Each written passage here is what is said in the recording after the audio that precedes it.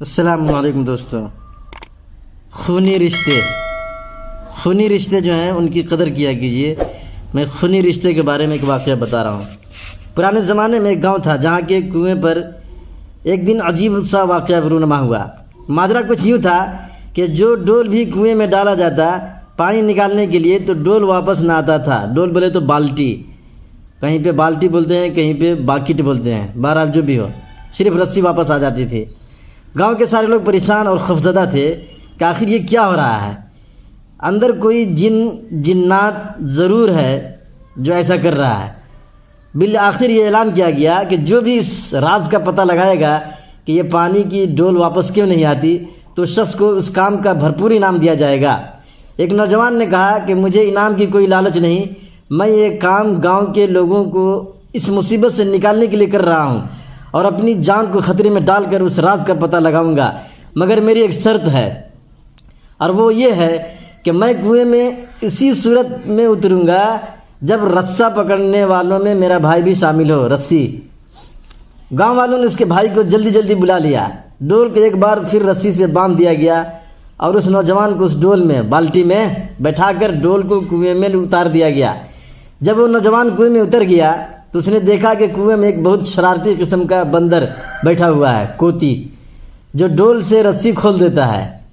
اس نوجوان نے اپنی جیب کو چیک کیا تو اس کو گڑ مل گیا، گڑ کا ڈھیلا۔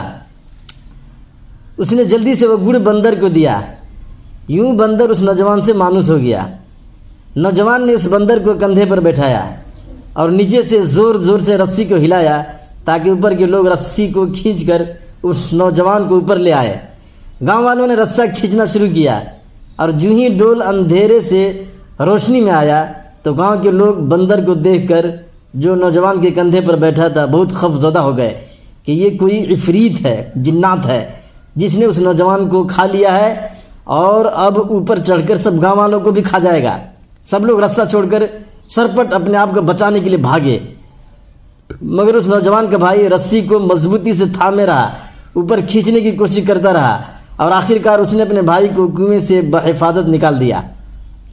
اس نوجوان نے لوگوں کو اس بندر کی شرارت کے بارے میں بتایا، پھر کہا کہ میں نے اسی لیے اپنے بھائی کی شرط رکھی تھی کہ اگر میرے ساتھ کنویں میں کوئی انہونی، کوئی عجیب سا واقعہ ہو جائے، کوئی موت، کوئی اچانک حادثہ کچھ ہو جائے تو تم لوگ سب کے سب بھاگ جاؤ گے، جبکہ میرا بھائی ایسا نہیں کرے گا، اس کو خون کی محبت روکے رکھے گی۔